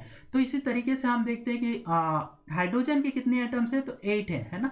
तो after balancing we are getting 8 atoms toward the reactant and the same way 8 atom in the side of the product, hydrogen के आपके प्रोडक्ट के साइड में भी 8 एटम मिल गया। ऐसे ही सेम वे में ऑक्सीजन को कितने हैं आपके रिएक्टेंट के साइड में हमारा कि 4 1 जब 4 है ना, रिएक्टेंट के साइड में 4 एटम्स है। In the same way we are getting the 4 from the product side, तो यहाँ पे हमारा प्रोडक्ट साइड से भी 4 एटम देखने को मिल रहा है। नेक्स्ट आ जाते हैं to make the equation more informative. अब जो इक्वेशंस होती हैं ना, उनको ज़्यादा इन्फॉर्मेटिव करने के लिए हम क्या करेंगे, इनका सॉलिड, आप यहाँ पे तो हमने नोट नहीं किया है कि सॉलिड स्टेट पे कौन है, कौन गैसियस स्टेट पे है, कौन लिक्विड स्टेट पे है, और कौन हमारा क्या है प्रेसिपिटेट के फॉर्म में है, तो कौन एक्वस सॉल्यूशन के फॉर्म में है। तो ये सारी चीजें हमें नोट करना होगा, इनकी स्टेट भी, ठीक है, तभी आपका क्या होगा, ये परफेक्ट इक्वेशन होगा। तो हमें क्या करने, to make equation more informative, है ना, कि इक्वेशन को देख के सारी जानकारियां हमें मिल जाए कि आपका कौन सा यहाँ में से आपका सॉलिड स्टेट में है, कौन सा लिक्विड स्टेट में है, तो वो सारी चीजें की नॉलेज मिल जाए after looking the equation. For this reason we will have to indicate these things, है ना, जैसे गैसियस स्टेट को रिप्रेजेंट करनी है तो we will have to write G in bracket, इस तरीके से स्मॉल जी नोट कर देंगे, ठीक है। तो और लिक्विड को रिप्रेजेंट करनी है तो स्मॉल एल से रिप्रेजेंट करेंगे, सॉलिड स्टेट को रिप्रेजेंट करनी है तो स्मॉल एच से रिप्रेजेंट करेंगे, एक्वस सॉल्यूशन को रिप्रेजेंट करनी है तो एक क्यू से रिप्रेजेंट करती है। इस तरीके से हम क्या करेंगे कि इनका सिंबॉलिक फॉर्म में उस जो आपका रिएक्टेंट है तो उनके सामने और प्रोडक्ट के सामने जो है ना उनकी फिजिकल स्टेट नोट कर देंगे। Writing the conditions in which the reaction takes place, the conditions generally written above and below the arrows as the equation। क्या होता है कि हम मान लें कि आपका क्या है कि हीट प्रोवाइड कर रहे हैं, हीट प्रोवाइड कर रहे हैं फॉर दिस रिएक्शन, तो हम क्या करेंगे एरो के जस्ट ऊपर या नीचे हम क्या करेंगे हीट का डेल का सिंबल या फिर हीट लिख देंगे, ठीक है। तो इस तरीके से हम क्या करते हैं कि कुछ एक्स्ट्रा चीजें जो या फिर प्रेशर सप्लाई कर रहे हो 200 ATM, जो भी आपका यहाँ पे चीजें प्रोवाइड की जाएगी उसको हम क्या करेंगे एरो के जस्ट ऊपर या नीचे नोट करेंगे। Thus, by writing the symbols of the physical state, substance and the conditions under which the reaction takes place, a chemical equation can be made more informative। इस तरीके से जो है ना कि हम इनके फिजिकल स्टेट उसके साथ में जो है कि रिएक्शन को टेक्स प्लेस होने के लिए क्या कंडीशन रिक्वायर्ड है वो सारे चीजें रिप्रेजेंट कर देते हैं। तो इससे हमारा जो रिएक्शन होता है और जो केमिकल इक्वेशन होता है वो आपका ज्यादा इंफॉर्मेटिव बन जाता है। What are the types of the chemical reactions? अब देखते हैं टाइप्स ऑफ केमिकल रिएक्शन में कि केमिकल रिएक्शन जो है ना कितने प्रकार के होते हैं। तो पहला होता है कंबाइनेशन रिएक्शन, सेकेंड होता है डिकम्पोजिशन रिएक्शन, थर्ड होता है डिस्प्लेसमेंट रिएक्शन, और फोर्थ होता है double displacement reaction, fifth is neutralisation reaction, six one is exothermic and endothermic reaction. ऐसे ही हमारा ऑक्सीडेशन रिएक्शन और रिडक्शन रिएक्शन, इसके साथ में ही आपका रेडॉक्स रिएक्शन भी होता है, ठीक है। तो ये सारे रिएक्शंस को एक एक करके आप समझते हैं। कंबाइनेशन रिएक्शन, ये जो कंबाइनेशन रिएक्शन है वो होता क्या है, ठीक है, जब आपका दो रिएक्टेंट कंबाइन होकर के एक सिंगल प्रोडक्ट का फॉर्मेशन करे तो इसको बोलते हैं कंबाइनेशन रिएक्शन। इन सिंपल वे कि जब हमारा दो रिएक्टेंट कंबाइन कर रहे थे आपस में ए और बी, ठीक है, ए और बी दो रिएक्टेंट थे, दोनों कंबाइन होकर के क्या बन गए ए बी बन गए, एक ही आपका प्रोडक्ट मिला, ठीक है। तो इसको हम बोल रहे हैं क्या combination reaction. For example we are taking here the magnesium, ठीक है, मैग्नीशियम आपका कौन से स्टेट पे है तो सॉलिड स्टेट पे है, ठीक है। यहाँ पे देखिए हम किसकी स्टेट भी नोट किए, मैग्नीशियम प्लस ऑक्सीजन, ठीक है, मैग्नीशियम और ऑक्सीजन दोनों आपका कंबाइन होकर के क्या फॉर्मेशन कर रहे हैं मैग्नीशियम ऑक्साइड, ठीक है। तो ये आपका कैसा था तो कंबशन में हमने देखा हुआ था मैग्नीशियम को जब जलाए हुए थे बर्न किए थे तो मैग्नीशियम ऑक्साइड मिला था, ठीक है। तो ये आपका इस तरीके से मैग्नीशियम ऑक्साइड ये हमारा इस फॉर्म में देखने को मिलेगा, ठीक है। तो ये आपका कौन सा रिएक्शन हो गया, this is called the combination reaction. तो डेफिनेशन कैसे लिखेंगे तो लिखेंगे हम इसके लिए कि reactions in which the two और more reactant combine to form one product, वैसे रिएक्शन जिसमें आपका दो या दो से अधिक रिएक्टेंट जो है ना कंबाइन करके एक नया प्रोडक्ट का फॉर्मेशन करते हैं, this is called the combination reaction. इसी को आपका कंबाइनेशन रिएक्शन बोलते हो। जनरल फॉर्म में उसको लिखना है तो A plus B is equal to A B note कर लेते हैं, ठीक है, एरो के साथ। और इसी का एक एग्जांपल है मैग्नीशियम ऑक्साइड, ठीक है, मैग्नीशियम प्लस ऑक्सीजन, इसको जब बर्न करते हो हीट सप्लाई करते हो तो it will form magnesium oxide, ठीक है। And later on we have to balance here, ठीक है, हम क्या करते हैं इसको बैलेंस भी कर लेते हैं बाद में। इसी सेम वे में देखते हैं कार्बन है, कार्बन को आपने जब ऑक्सीजन के प्रेजेंट में इसको भी बर्न किया तो CO2 गैस मिला, ठीक है। ये भी आपका क्या है तो ये भी कंबाइनेशन रिएक्शन है। देखिए कार्बन और ऑक्सीजन दोनों कंबाइन होकर के क्या बन रहे हैं कार्बन डाइऑक्साइड गैस बन रहा है, ठीक है। तो ये भी आपका कंबाइनेशन रिएक्शन का एक एग्जाम्पल हो गया। अब आते हैं सेकेंड हमारा जस्ट इसका उल्टा डिकम्पोजिशन रिएक्शन, ठीक है। इसमें क्या होगा कि उसमें दो रिएक्टेंट हुए थे आपका कंबाइनेशन रिएक्शन में, दो रिएक्टेंट ने जो है कि ये आपका कंबाइन होकर के एक प्रोडक्ट बनाए थे। इस बार हमारा जो है ना कि एक रिएक्टेंट होगा वो आपका डिकम्पोज होकर के दो आपके प्रोडक्ट बनाएंगे अलग अलग। जैसे ए बी, एक हमारा क्या था, रिएक्टेंट था। After reaction they are forming two different product A plus B, है ना। तो ये हमारा क्या होंगे कि आपका जो जिससे मिलकर के ये बना रहेगा जो भी कंपाउंड से, ठीक है, उसमें जो आपका कंपोनेंट होंगे वो क्या हो जाएंगे, सेपरेट हो जाएंगे, ठीक है। This is called the decomposition reaction, ठीक है। तो यहाँ पे हम इसका डेफिनेशन कैसे नोट करेंगे, तो reactions in which the compound decomposes into two और मोर कंपाउंड, ठीक है, या दो से अधिक कंपाउंड में टूट जाता है, ठीक है, of the element are called the decomposition reaction. तो हम इसको क्या बोलेंगे, डिकम्पोजिशन रिएक्शन बोलेंगे। और decomposition reaction is just opposite of the combination reaction. ये जो आपका डिकम्पोजिशन रिएक्शन होता है वो उल्टा होता है, जस्ट ऑपोजिट होता है आपका कंबाइनेशन रिएक्शन का। जनरल फॉर्म में हम इसको ऐसे नोट कर लेते हैं, ए बी, इसको एरो के साथ में क्या करेंगे, ए प्लस बी के फॉर्म में हम इसको ब्रेक कर देते हैं, ठीक है। फॉर एग्जाम्पल, हम एग्जाम्पल के लिए लें तो यहाँ पे है कि when calcium carbonate is heated, जब आप कैल्शियम कार्बोनेट को आप हीट करते हो, ठीक है, तो calcium carbonate calcium oxide plus carbon dioxide में आपका डिकम्पोज हो जाता है। पहले क्या था, रिएक्टेंट एक कंबाइंड फॉर्म में था, एक कंपाउंड सिंगल कंपाउंड था। After the reaction on heating we are getting carbon oxide as well as carbon dioxide as the two compound, है ना, टू डिफरेंट कंपाउंड हमें देखने को मिल रही है, एक कैल्शियम ऑक्साइड और दूसरा क्या है, कार्बन डाइऑक्साइड गैस, ठीक है। इस तरीके से जो है कि हमारा डिकम्पोजिशन रिएक्शन में एक जो आपका कंपाउंड था that has been now break down into the two different compound, one is the calcium oxide and second one is calcium carbon dioxide gas. These are the two compound which we are getting after the decomposition reaction. When the ferric oxide is heated, जब आपका ferric oxide को, ferric hydroxide को आप heat करते हो तो इसको भी आपका हीट करने के बाद में हमें मिलता है यहाँ से आयरन ऑक्साइड, ठीक है। तो Fe2O3 प्लस H2O ये हमें यहाँ से मिलता है डिकम्पोजिशन रिएक्शन में, ठीक है। तो ये हमारा दो एग्जांपल्स हो गए for the decomposition reaction. Now come to the types of the decomposition reaction. ये जो आपका डिकम्पोजिशन रिएक्शन है, ठीक है, वो कैसे कैसे हो सकता है, तो इसके कंडीशंस है कि आपको या तो ऐसे ऑटोमेटिक नहीं होता, इसके होने के लिए आपका क्या है कि या तो हीट सप्लाई करना होता है, किसी ना किसी फॉर्म ऑफ एनर्जी की जरूरत होती है for being the decomposition reaction. तो आपका डिकम्पोजिशन रिएक्शन को कंप्लीट होने के लिए किसी एक टाइप्स की बोल सकते हैं या मोर देन वन टाइप्स की जो एनर्जी सोर्स की रिक्वायरमेंट होती है। तो on the basis of this criteria we have classified again the decomposition reactions into the 3 categories, ठीक है। तो हम क्या करेंगे, डिकम्पोजिशन रिएक्शन को 3 कैटेगरीज में अगेन डिवाइड कर रखे हैं। थर्मल डिकम्पोजिशन मतलब वैसे डिकम्पोजिशन रिएक्शन जो आपका हीट देने से, हीट प्रोवाइड करने से होता है, तो वो वैसे उस प्रकार के जो डिकम्पोजिशन रिएक्शन होंगे उनको हम बोलते हैं thermal decomposition reaction. For example we are taking here the lead nitrate है and providing the heat, it is broken into the lead oxide compound and the nitrogen dioxide gas as well as the oxygen. हमारे पास क्या है, 3 product यहाँ पे मिल रहा है, किससे, फ्रॉम अ सिंगल कंपाउंड, ठीक है।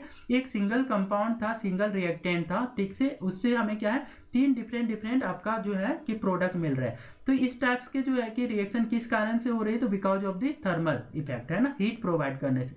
Because of this reason this is called the thermal decomposition, है ना। तो the decomposition of the substance on which on heating is known as the thermal decomposition, ठीक है। the decomposition of the substance if takes place due to the heating then this is called the thermal decomposition, ठीक है।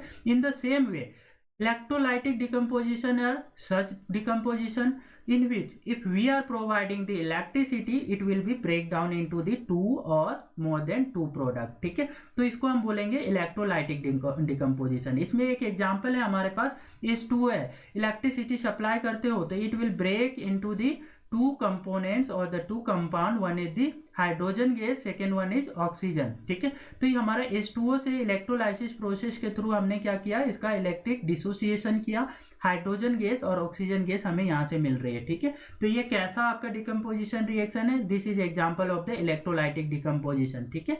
तो अब आ जाते हैं photolysis और photo decomposition reaction. वैसे रिएक्शन जो आपका जो है ना सनलाइट या फिर लाइट के प्रेजेंट में होती है ना, लाइट के प्रेजेंट में डिकम्पोज होकर के दो या दो से अधिक कंपाउंड बनाती हैं, तो उनको हम बोलते हैं फोटोलाइसिस डिकम्पोजिशन, है ना, कि लाइट के इफेक्ट में ये हो रही है, ठीक है। तो आपका reaction in which the compound decomposes because of the sunlight is known as the photolysis और द फोटो डिकम्पोजिशन रिएक्शन। वैसे रिएक्शन जो आपका सनलाइट के प्रेजेंट में हुई, इसी को आपका फोटोलाइसिस भी बोलते हैं और फोटो डिकम्पोजिशन भी बोलते हो। फॉर एग्जाम्पल दी आपका यहाँ पे आपका सिल्वर क्लोराइड है, AgCl है। सिल्वर क्लोराइड को आपका सन की लाइट में आप छोड़ रहे हो, पहले इसका कलर कैसा होता है, व्हाइट कलर का होता है, ठीक है।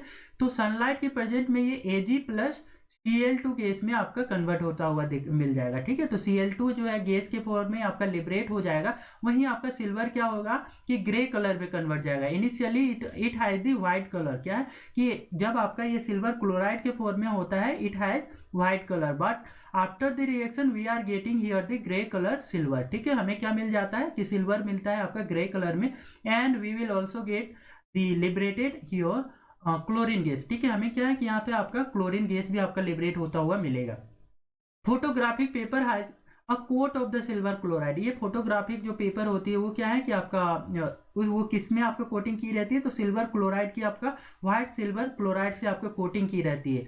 Which turns into the grey, ये क्या होता है कि ग्रे कलर में आपका कन्वर्ट हो जाता है जब आप इसको सनलाइट में रखते हो, ठीक है। तो जो भी फोटोग्राफिक पेपर है उसको आपका सिल्वर क्लोराइड से जो बना हुआ है उसको आप सनलाइट में रखते हो तो वो क्या है ग्रे कलर का कन्वर्ट हो जाता है। क्यों ऐसा होता है, क्योंकि सनलाइट के प्रेजेंट में वो क्या होता है डिकम्पोज हो जाता है, सिल्वर और क्लोरीन दोनों अलग हो जाते हैं और सिल्वर का जो कलर होता है ग्रे होता है। बिकॉज ऑफ दिस रीजन हमें यहाँ से आपका जो है ना कि ग्रे कलर का आपका सिर्फ मेटल जो है कि आफ्टर डिकम्पोजिशन यहाँ पे ग्रे कलर देखने को मिलता है। डिस्प्लेसमेंट रिएक्शन, अब समझते हैं कि डिस्प्लेसमेंट रिएक्शन क्या होता है, ठीक है। तो वैसे केमिकल रिएक्शन जिसमें आपका जो है ना कि आयंस जो होते हैं अपनी प्लेस जो है कि आपका रिप्लेस कर लेता है, ठीक है। इसमें क्या होगा A प्लस बी सी है, इसको एग्जाम्पल के थ्रू समझते हैं कि A प्लस बी सी है, तो इसमें से C जो है अपना प्लेस है ना कि वो प्लेस को आपका चेंज करके किसके साथ जाके अटैच हो जाता है, C के साथ अटैच हो जाता है। तो this is also called substitution reaction, है ना। क्या हुआ कि सब्स्टिट्यूट हो गया, यहाँ से चला जाके कहाँ पे अटैच हो रहा है, A के साथ अटैच हो रहा है C, ठीक है। तो इसी को आपका डिस्प्लेसमेंट रिएक्शन भी बोलते हैं, है ना। सिंगल डिस्प्लेसमेंट रिएक्शन भी बोलते हैं और रिप्लेसमेंट रिएक्शन भी बोलते हैं, ठीक है। सब्स्टिट्यूशन रिएक्शंस भी बोलते हैं। तो ये हमारा बस इसमें प्लेस चेंज होगा, और ये प्लेस चेंज क्यों होगा, क्योंकि इसकी रिएक्टिविटी जो है ना, जो आपका A जो है उसकी रिएक्टिविटी ज्यादा होगा, तो इसके पास ये क्षमता होगा, ये कैपेसिटी होगी कि वो आपका आयंस जो होगा B से आयन C जो आयन है उसको छीन लेगा, ठीक है। तो इसके पास जब आपका रिएक्टिविटी हायर होगी तो वो क्या करेगा, C को इससे छीन लेगा B से, और ये AC एक कंपाउंड बनाएगा, B अकेला रह जाएगा, ठीक है। तो इस तरीके के रिएक्शन को आपका डिस्प्लेसमेंट रिएक्शन बोलते हैं, ठीक है।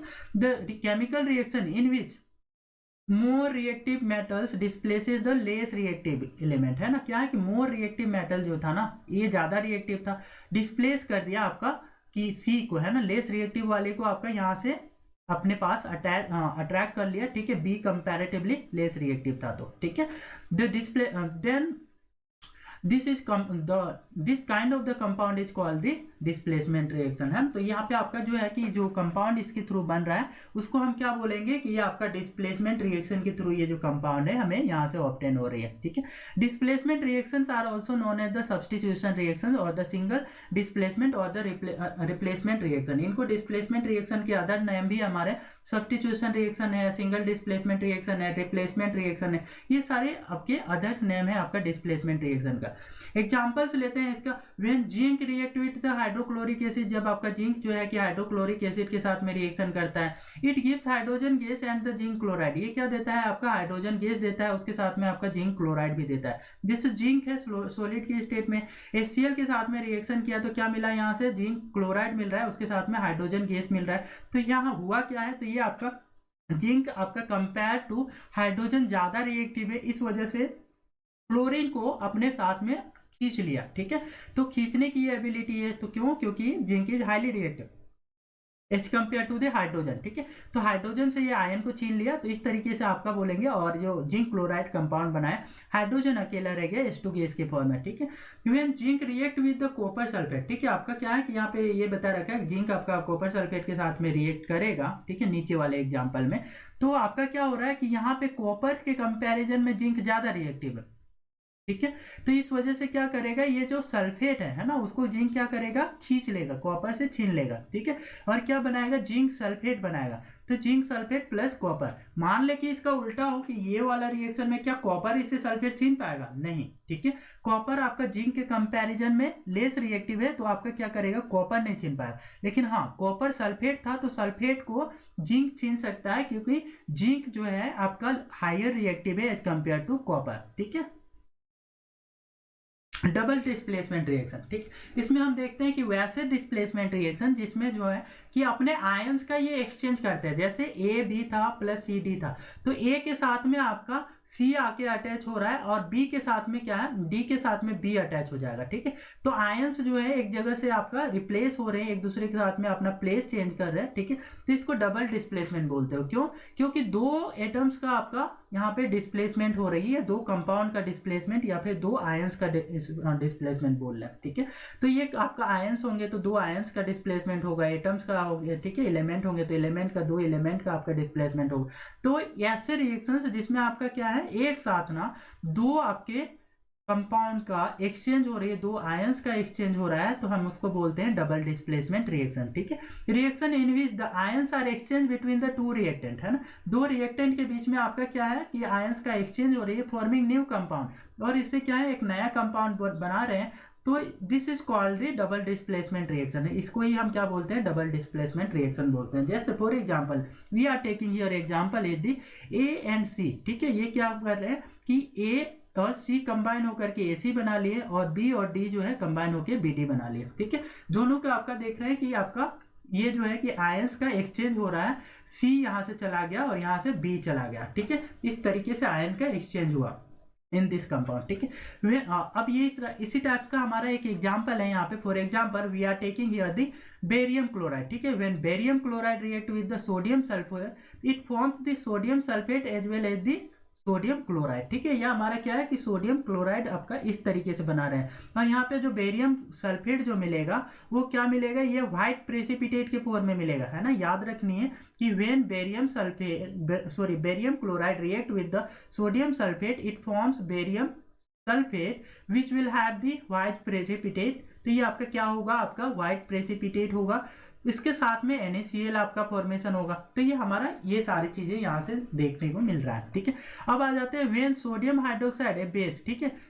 यहाँ पे आपको क्या नोटिस हुआ, बेरियम क्लोराइड वाले में ये देखने को मिला कि यहाँ पे भी आयन का एक्सचेंज हो रहा है, ये देखिए क्लोरीन जो है सोडियम के साथ अटैच हो गया, और वही सल्फेट जो है वो आपका बेरियम के साथ अटैच हुआ, तो यहाँ पे आपका इस तरीके से दो आयंस का एक दूसरे के साथ में एक्सचेंज हो रही है। Because of this reason this is called the example of double displacement reaction. In the same way when sodium hydroxide, ठीक है, एक्वस सॉल्यूशन में sodium hydroxide react with the aqueous solution of the hydrochloric acid it forms NaCl बनाता है, ठीक है, sodium chloride plus water liquid के form में मिलता है, ठीक है। तो ये हमारे पास यहाँ पे भी आपका देखेंगे NaCl जो है सोडियम, वो क्या करता है, क्लोरीन को खींच लेता है इस तरीके से जो है, और OH को इसको दे देता है, ठीक है। तो ये क्या है, OH H के साथ में कंबाइन होकर H2O बना लेते हैं, और यहाँ पे हाँ Na है, सोडियम है, वो क्या कर रहा है, आपका Cl के साथ में कंपाउंड बना रहा है NaCl कंपाउंड, ठीक है। नोट करते तो आपका हमारा नोट में थोड़ी सी ध्यान देने वाली चीज है यहाँ पे कि double displacement reaction in which the precipitate is formed is known as the precipitation reaction. ये जो आपका बेरियम सल्फेट जो मिल रहा था ना, जहां पे भी ऐसे डिस्प्लेसमेंट डबल डिस्प्लेसमेंट रिएक्शन जिसमें प्रेसिपिटेट का फॉर्मेशन होता है उसको प्रेसिपिटेट रिएक्शन भी बोलते हैं, प्रेसिपिटेशन रिएक्शंस भी हम बोलते हैं, ठीक है। Neutralisation reactions are also example of the double displacement reaction. Neutralisation reaction जो होते हैं ना, वो भी आपका क्या है, डबल डिस्प्लेसमेंट रिएक्शन के एग्जांपल है। फॉर एग्जांपल हम यहाँ पे ले लेते हैं सोडियम हाइड्रोक्साइड, ठीक है, प्लस HCl। ये आपका क्या हो रहा है कि एक बेस है, sodium hydroxide is a strong base, in the same way HCl is a strong acid, ठीक है। दोनों की क्या है कि आपका एक तो बहुत ज्यादा स्ट्रॉन्ग आपका बेस है, और एक क्या बहुत ज्यादा स्ट्रॉन्ग आपका एसिड है, तो ये दोनों रिएक्शन करके जो एक दूसरे का इफेक्ट है ना उसको न्यूट्रलाइज कर रहे हैं, ठीक है। In this way they are forming the salt plus water, है ना, तो सॉल्ट प्लस वाटर का फॉर्मेशन हो रहा है। तो ये भी आपका क्या है, एक डबल डिस्प्लेसमेंट रिएक्शन का एग्जाम्पल है। प्रेसिपिटेशन रिएक्शन, तो वैसे रिएक्शन जिसमें आपका after the reaction if we are getting the precipitate मतलब कि उसके जो भी आपका सब्सटेंस होगा वो बॉटम में सेटल डाउन हो जाएगा, तो इसको हम बोलते हैं प्रेसिपिटेशन रिएक्शन, ठीक है। तो इसके एग्जांपल आपका दिया है क्या, सिल्वर नाइट्रेट, ठीक है। तो सिल्वर नाइट्रेट है, इसका एक्वस फॉर्म में जब KCl के साथ में पोटेशियम क्लोराइड के साथ में रिएक्शन करता है, it will form silver chloride, और ये क्या होगा, ये प्रेसिपिटेट के फॉर्म में मिलेगा और इसके साथ में आपका जो है पोटेशियम नाइट्रेट मिलेगा एक्वस के फॉर्म में, ठीक है। तो डिफाइन कैसे करेंगे आपका, यहाँ पे हमारा देखिए प्रेसिपिटेट क्या मिला था, तो सिल्वर क्लोराइड मिला, ठीक है, on the reaction of the silver nitrate with the potassium chloride we are getting AgCl, that means the silver chloride at the precipitate, and other component byproduct here is the potassium nitrate, ठीक है। तो define करना है हमें कि आपका precipitation reaction क्या है, तो the reaction in with the precipitate is formed, है ना, प्रेसिपिटेट का फॉर्मेशन हो रही है by mixing the aqueous solution of the two salt is called the precipitation reaction. कैसे मिल रही है, तो by mixing the aqueous solution of the two salt, है ना, दो सॉल्यूशन है आपके, दोनों एक्वस फॉर्म में, दोनों को मिला रहे हो तो इससे आपका क्या मिल रहा है, प्रेसिपिटेट की फॉर्मेशन हो रही है, तो हम इसको बोलते हैं प्रेसिपिटेशन रिएक्शन, ठीक है। न्यूट्रलाइजेशन रिएक्शन क्या होती है, तो वैसे रिएक्शन जिसमें जो है कि एक दूसरे की कैरेक्टर को वो न्यूट्रलाइज कर दे, जैसे सोडियम हाइड्रोक्साइड, आपका सोडियम हाइड्रोक्साइड एक बेस है और HCl एक एसिड है, दोनों रिएक्शन करते हैं तो वो क्या बनाते हैं, सोडियम क्लोराइड बनाता है। सोडियम क्लोराइड क्या है, तो सोडियम क्लोराइड आपका एक सॉल्ट है प्लस H2 है, तो दोनों में देखा हमने कि एक स्ट्रॉन्ग बेस और स्ट्रॉन्ग एसिड के साथ में रिएक्शन करता है, तो ये सॉल्ट बनाता है प्लस वाटर बनाता है, तो सॉल्ट आपका न्यूट्रलाइज कैरेक्टर का होता है, न्यूट्रल कैरेक्टर का होता है, तो because of this reason this is called the neutralisation reaction, ठीक है। तो the reaction in which acid react with the base, जब आपका रिएक्शन में वैसे रिएक्शन जिसमें आपका एसिड रिएक्ट करता है बेस के साथ में to form salt and water, जिसमें आपका सॉल्ट और वाटर की फॉर्मेशन होती है by an exchange of the ion, तो कैसे आयंस का एक्सचेंज करके, is called the neutralisation reaction, इसी को आपका न्यूट्रलाइजेशन रिएक्शन बोल रहे हैं, ठीक है। यहाँ पे कौन से आयन है, तो OH आयन है और यहाँ पे क्या है, Cl आयन है, ठीक है, Cl माइनस आयन और ये OH माइनस, ठीक है। तो दोनों आपका क्या कर रहे हैं, ये जो Cl माइनस जो होगा ये NaCl के साथ Na के साथ में अटैच हो जाएगा और ये NaCl बना लेगा, और ये जो आपका OH है H के साथ में अटैच हो जाएगा और H2O का फॉर्मेशन करेगा, तो ये आपका क्या हो गया, ये न्यूट्रलाइजेशन रिएक्शन का एग्जांपल हो गया। अब नेक्स्ट आते हैं हमारा oxidation and the reduction reaction. Next समझते हैं नेक्स्ट टॉपिक में कि ऑक्सीडेशन रिएक्शन क्या है और रिडक्शन रिएक्शन क्या होता है, ठीक है। तो एडिशन ऑफ द ऑक्सीजन और नॉन मेटालिक एलिमेंट, ठीक है, ऑक्सीजन क्या है, एक नॉन मेटालिक एलिमेंट है, नॉन मेटल है, ठीक है। एडिशन ऑफ द ऑक्सीजन और नॉन मेटालिक एलिमेंट और the removal of the hydrogen और metallic element from the compound is known as the oxidation, ठीक है। सिंपल से शब्दों में बोले तो किसी भी कंपाउंड में किसी में आपका ये एलिमेंट के साथ में आपका ऑक्सीजन अटैच हो रहा है तो हम बोलेंगे क्या कि इसमें आपको ऑक्सीडेशन रिएक्शन हो रहा है, ठीक है। ऑक्सीजन का अटैच होना मतलब ऐड होना, या फिर उसके जगह पे आपका बोल सकते हैं कि नॉन मेटल का ऐड होना, ठीक है, और हाइड्रोजन का हटना, ठीक है, या फिर आपका हाइड्रोजन वहां से रिमूव हो रहा है तब भी हम उसको ऑक्सीडेशन रिएक्शन बोलेंगे, ठीक है। ऑक्सीजन अटैच होना, ये simple definition is the, if oxygen is being added into a compound then this is called the oxidation reaction, ठीक है। तो हम इसको सिंपल बोल सकते हैं कि ऑक्सीडेशन रिएक्शन वैसे रिएक्शन है जिसमें ऑक्सीजन का अटैचमेंट होती है, ठीक है। रिडक्शन रिएक्शन जस्ट इसका उल्टा, जिसमें ऑक्सीजन रिमूव होगा, है ना, और हाइड्रोजन एड ऑन होगा, ठीक है, या तो आपका हाइड्रोजन एड हो या फिर ऑक्सीजन रिमूव हो, ठीक है, या फिर उसके दूसरी फॉर्म में हम बोल सकते हैं रिमूवल ऑफ द ऑक्सीजन और द नॉन मेटालिक एलिमेंट, है ना, रिमूवल हो रही है किसका, ऑक्सीजन का या फिर नॉन मेटालिक एलिमेंट का रिमूवल हो रहा है, और एंड उसके साथ में एडिशन ऑफ हाइड्रोजन हो रहा है, या फिर अकेला सिर्फ एडिशन ऑफ हाइड्रोजन भी हो तब भी this is called the reduction reaction, तो हम इसको क्या बोलेंगे, रिडक्शन रिएक्शन बोलेंगे। तो यहाँ पे एग्जाम्पल के थ्रू समझते हैं सो दैट ये क्लियर अंडरस्टैंडिंग हो हमारा, ठीक है। जैसे हमारे पास जिंक ऑक्साइड है, ठीक है, तो जिंक ऑक्साइड के पास में और ये कार्बन है, कार्बन का क्या होगा, यहाँ पे ऑक्सीडेशन हो रहा है, कैसे, तो कार्बन के साथ में ऑक्सीजन आके जुड़ रहा है, ठीक है, कार्बन के साथ में ऑक्सीजन आके जुड़ा तो इसको क्या बोलेंगे कि हमारा यहाँ पे कार्बन का ऑक्सीडेशन हो रहा है, और जिंक से ऑक्सीजन घट गया, ठीक है। तो removal of the oxygen is called the reduction, है ना। तो जिंक ऑक्साइड से हमारा जिंक ऑक्साइड का रिडक्शन हो गया, ठीक है। तो ये चीज लिखा हुआ है यहाँ पे, zinc oxide is reduced to zinc, है ना। क्या है कि यहाँ पे रिडक्शन हो रहा है इसमें, तो जिंक ऑक्साइड में, ठीक है, रिड्यूस हो गया, रिमूवल ऑफ द ऑक्सीजन हो रहा है। और कार्बन के साथ में क्या हो रहा है, यहाँ पे ऑक्सीजन अटैच हो रहा है, तो क्या बोलेंगे, carbon is oxidised to carbon monoxide, ठीक है। आपका क्या है कि कार्बन आपका ऑक्सीडाइज्ड हो गया, मतलब इसमें आपका ऑक्सीडेशन हो रहा है, ठीक है। तो इस तरीके से हमें ऑक्सीडेशन रिएक्शन और रिडक्शन रिएक्शन दोनों को समझे।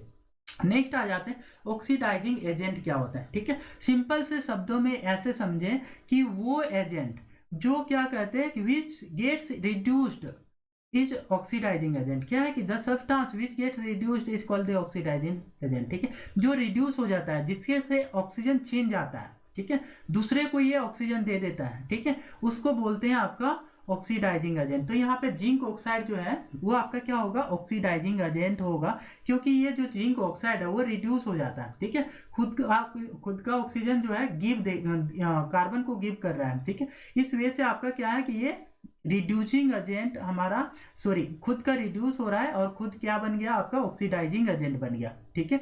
और रिड्यूसिंग एजेंट क्या होगा, जस्ट उल्टा इसका है ना कि ये कार्बन, ठीक है, कार्बन क्या कर रहा है, इसको रिड्यूस कर रहा है, तो इसको बोलेंगे रिड्यूसिंग एजेंट, ठीक है। तो इस तरीके से हमारा जो आपका दूसरे से ऑक्सीजन को छीनने का काम करे, ठीक है, दूसरे से ऑक्सीजन लेने का काम करे, वो हमारा रिड्यूसिंग एजेंट हो जाएगा, ठीक है। तो जैसे यहाँ पे एग्जाम्पल में देखते हैं हमारा कि कार्बन क्या कर रहा है, ऑक्सीजन इससे ले लिया, तो this is called the carbon monoxide and this is here the carbon is reducing agent, ठीक है। हमारा कार्बन क्या है कि रिड्यूसिंग एजेंट है, आपका जिंक ऑक्साइड को रिड्यूस कर दिया, ठीक है, दूसरे को रिड्यूस कर देता है, तो उसको हम क्या बोलते हैं कि उसको बोलेंगे कि ये रिड्यूसिंग एजेंट है।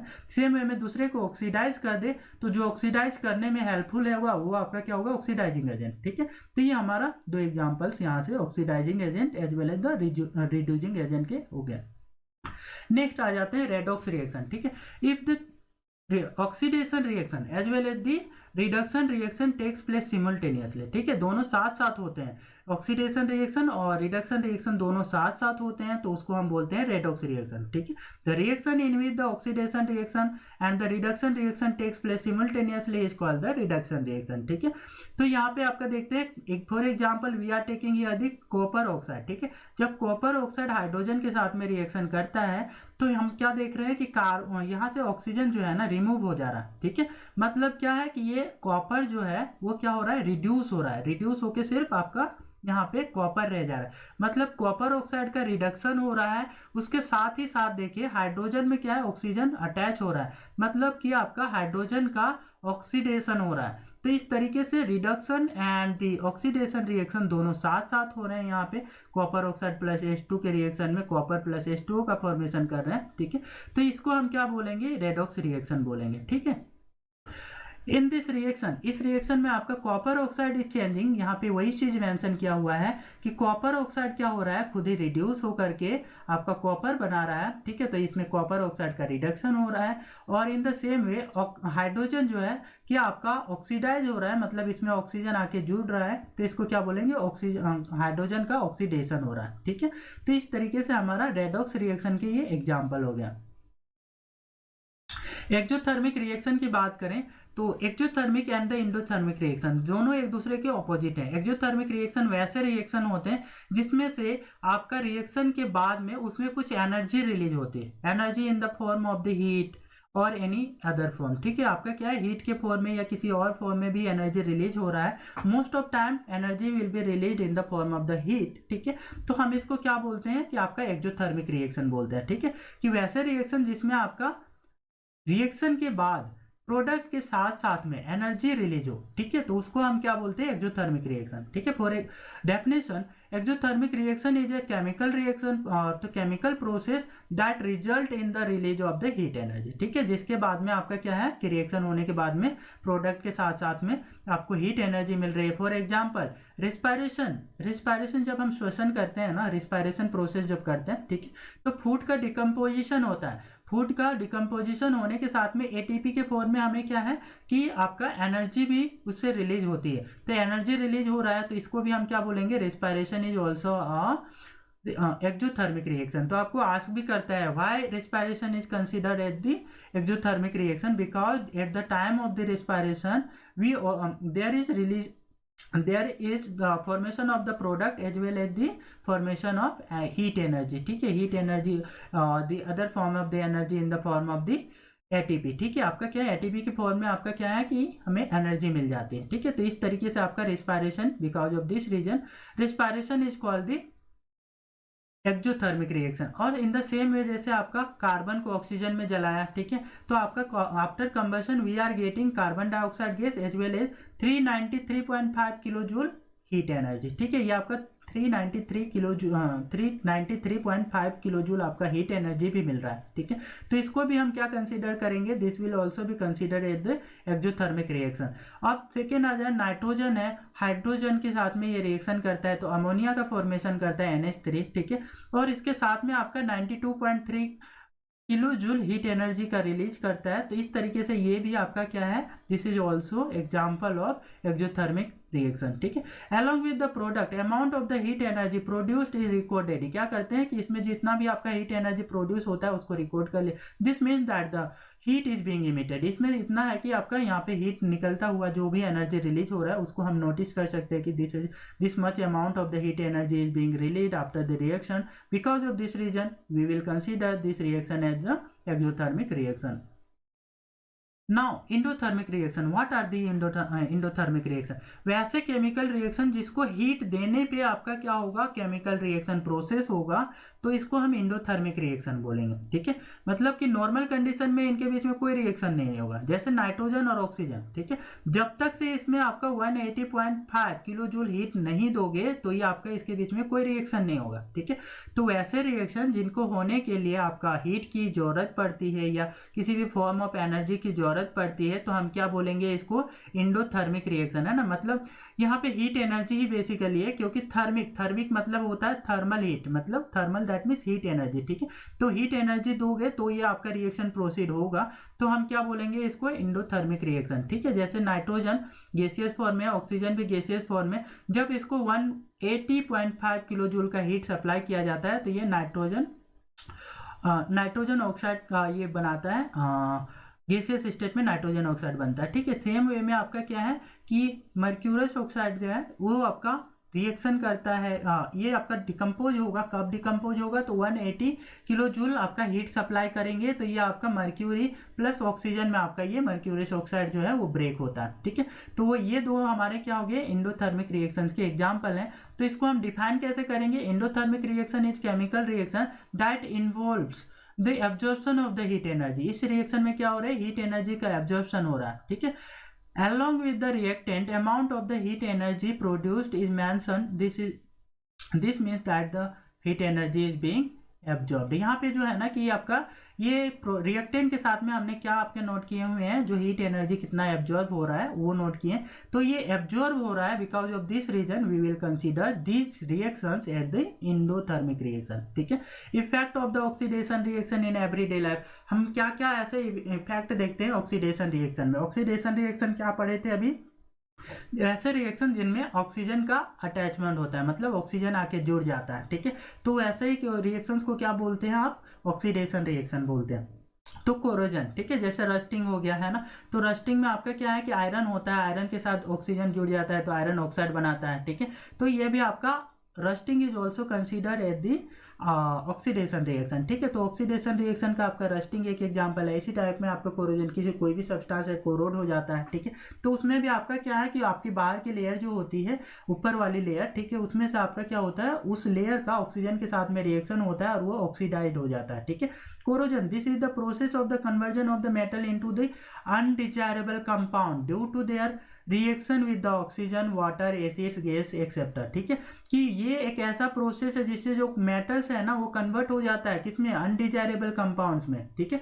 जैसे आयरन था हमारे लिए यूजफुल था, लेकिन वही आपका अनडिजायरेबल कंपाउंड में कन्वर्ट हो गया किसमें, रस्ट में, that is the iron oxide. Iron oxide में कन्वर्ट हो गया जो हमारे लिए आप यूजफुल नहीं रहा, ठीक है। कैसे होगा, with the reaction with the oxygen water और एसिड और गैसेस। कैसे? तो ऑक्सीजन के साथ में, वाटर के साथ में, गैसेस के साथ में रिएक्शन करके ये आपका कोरोड हो जाता है। तो इस तरीके से, इस प्रकार से जो आपका इसका क्षरण होता है, मतलब कि उसमें कन्वर्जन होती है इनटू द अनडिजायरेबल कंपाउंड, इसी को आपका कोरोजन बोला जाता है। ठीक है, प्रेजेंट इन द एटमोस्फेयर, यही आपका कोरोजन हो गया। ठीक है, rusting of the iron is an example of the corrosion. ठीक है, तो रस्टिंग का हम देखते हैं, आयरन जब रिएक्शन करता है हमारा ऑक्सीजन के साथ में और मॉइस्चर के प्रेजेंस में, तो आपका क्या बनाता है? रस्ट बनाता है। तो ये आपका rust is what? Rust is iron oxide. ठीक है, ये हमारा क्या है? आयरन ऑक्साइड है। रस्टिंग ऑफ द आयरन इस रेडॉक्स रिएक्शन। रस्टिंग जो होता है ये आपका क्या है? रेडॉक्स रिएक्शन है। ये इसमें भी आपका क्या है कि आपका रिमूवल ऑफ द हाइड्रोजन, उसके साथ में आपका क्या हमने देखा था? रिमूवल ऑफ द हाइड्रोजन और the attachment of the oxygen is called the redox reaction. ठीक है, तो रस्टिंग को हम क्या लेते हैं कि ये हमारा एक रेडॉक्स रिएक्शन है, मतलब कि इसमें आप देखेंगे कि दोनों ही चीजें एक साथ होगी। ठीक है, एक रिड्यूस होगा तो दूसरा आपका क्या होगा? ऑक्सीडाइड होगा। ठीक है, corrosion rusting weakens the iron steel object and the structures such as the railing, car bodies, bridges, ships etcetera and cut short their life. क्या होती है कि कोरोजन के कारण से जो है ना, कि जितने भी आयरन से बने हुए या मेटल से बने हुए, स्टील से बने हुए ऑब्जेक्ट होते हैं, वो धीरे धीरे कोरोड होकर के, जो आपका उसमें रस्टिंग होकर के वो डैमेज हो जाती हैं, और डैमेज होकर के वो आपका क्या होती है? उनका क्षरण हो जाता है। ठीक है, तो इस तरीके से यही हमारा क्या है कि रस्टिंग होता है ना, ये इसी को हम क्या बोलते हैं? रस्टिंग या कोरोजन। ठीक है, तो ये हमारा इस तरीके से जो है कि हमारे जो यूजफुल चीजें हैं वो डिस्ट्रॉय हो जाती है। तो इनको डिस्ट्रॉय होने से प्रिवेंट करना होगा। ठीक है, method to prevent rusting, rusting को आप बचाने पड़ेगी। कोई भी मेटल है या स्टील है, उसको आप क्या करोगे? रस्टिंग से प्रिवेंट करने के लिए आप क्या करेंगे? तो पहले तो बाई पेंटिंग है ना, आयरन में क्या कर देते हैं? पेंट लगा देते हैं। तो वो पेंटिंग से क्या होता है? वो एटमोस्फेयर के एयर के साथ में डायरेक्ट कॉन्टेक्ट में नहीं रह जाता। जब डायरेक्ट कांटेक्ट में नहीं रहेगा तो मॉइस्चर और एयर के प्रेजेंट में ही आपका क्या होता है? इसकी रस्टिंग होती है। तो ये आपका क्या करता है? एक लेयर क्रिएट करता है पेंट, जिसमें आयरन और एटमॉस्फेरिक गैसेस के बीच में। तो इस वजह से क्या होता है कि इसमें पेंटिंग की हेल्प से क्या होता है? रस्टिंग को प्रिवेंट किया जा सकता है। तो बाय पेंटिंग हम इसको प्रिवेंट कर लेते हैं। By greasing and oiling, grease लगा करके या फिर आयल उसमें लगा करके, कोई मेटल है, मेटल में आयल अप्लाई कर दोगे तो वो भी एक लेयर बनाता है। लेयर आपका डायरेक्ट कॉन्टेक्ट को अवॉइड करता है मेटल और एटमॉस्फेरिक गैसेस और मॉइस्चर के साथ। ठीक है, in this way it prevent rusting as well as the galvanization, है ना। तो जिंक की लेयर लगाते हैं तो जैसे पेंट करते हैं उसी तरह से आपका क्या है? जिंक की लेयर मेटल में लगाना, ये आपका क्या है? इसको हम गैल्वेनाइजेशन बोलते हैं, है ना। तो आपको डिफरेंटली सेपरेटली अभी आज कर सकता है व्हाट इज गैल्वेनाइजेशन। तो coating of the zinc layer on any metal is said to be the galvanization, है ना। तो ये गैल्वेनाइजेशन अलग से भी आपका बोला जा सकता है कि व्हाट इज दिस गैल्वेनाइजेशन, है। तो गैल्वेनाइजेशन क्यों करते हैं? Why galvanisation is done? For preventing from the rusting, है ना। तो आयरन में हम आयरन को रस्ट होने से बचाने के लिए क्या करेंगे? जिंक की लेयर उसके ऊपर में लगा देंगे। कैसे लगाएंगे? तो इसकी कोटिंग करेंगे इलेक्ट्रोलाइसिस प्रोसेस से। तो ये आपका गैल्वेनाइजेशन कहलाएगा। ठीक है, corrosion of the copper, copper भी कोरोड हो जाता है। ये भी आपका, इसकी भी लेयर में आपका कोरोजन होती है और ये भी डैमेज हो जाता है। ठीक है, तो copper object lose their lustre. Copper क्या होता है कि आपका पहले से तो आपका शाइनिंग कर रहा होता है ब्राउन कलर का, बट आपका क्या होता है कि इसमें लस्टर जो होती है धीरे धीरे आपका लूज हो जाती है।